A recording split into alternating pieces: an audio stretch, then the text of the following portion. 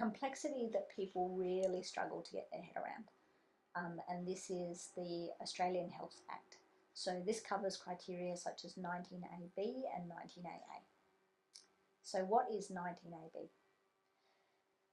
The Health Act says that international medical graduates cannot get a provider number. So if you've studied overseas, technically you can't get a provider number. However, 19AB allows for you to get an exemption to this. So 19AB allows international medical graduates to get a provider number. So there's certain types of 19AB exemptions. The first is the most common, which is DWS, so District of Workforce Shortage. The second, also quite a common one, is after hours.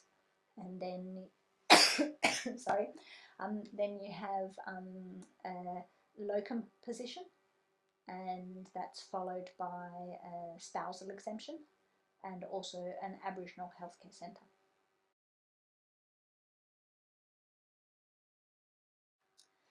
So District of Workforce Shortage, that is decided by the federal government. It's based on statistics of the area, and it really looks at the number of full-time GPs working compared to the population.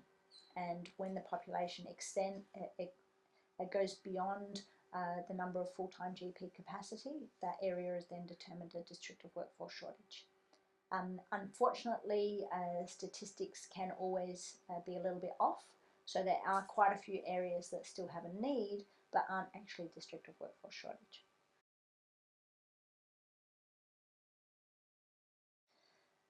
After hours, that's quite simple for 19AB. It can be a daytime clinic that also runs after hours sessions, and after hours is pretty much seen as any time after 6 p.m. Monday to Friday, after 12 p.m. on Saturday, and all the way through Sunday until 8 a.m. Monday morning. So it pretty much means just that you can't work 8 p.m.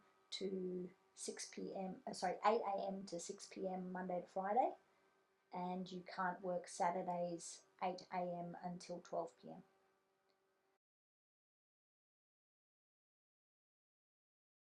So next one is spousal exemption.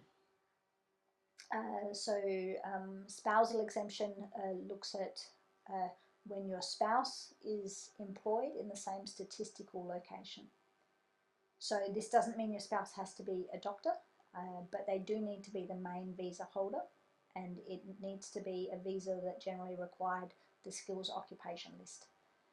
So your spouse needs to be working in the same area, and they also need to be working in the profession that they got their visa for.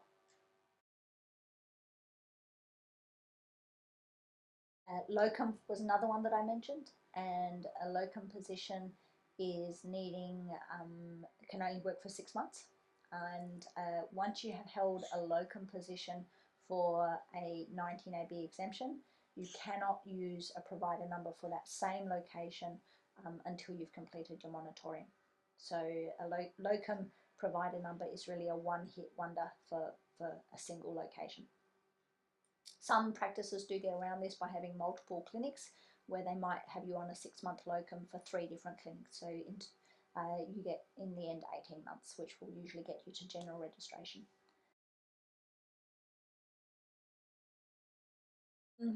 Then you also have the Aboriginal Healthcare Clinic. That's pretty straightforward. It needs to be an Aboriginal clinic, and generally an Aboriginal primary healthcare service. So if that's a quick rundown on 19AB.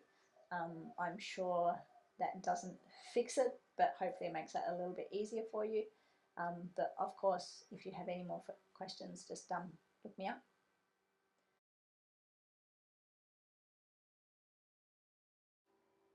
Hi, my name's Emma Liggins. I've been working with IMGs now for maybe 8 or 9 years, and through that time I've been helping people with all the complexities and all the stages. So if you have any questions, or you think that I might be able to help you with something, feel free to follow the YouTube channel or get in touch with me on Facebook at /Liggins Emma. also down below.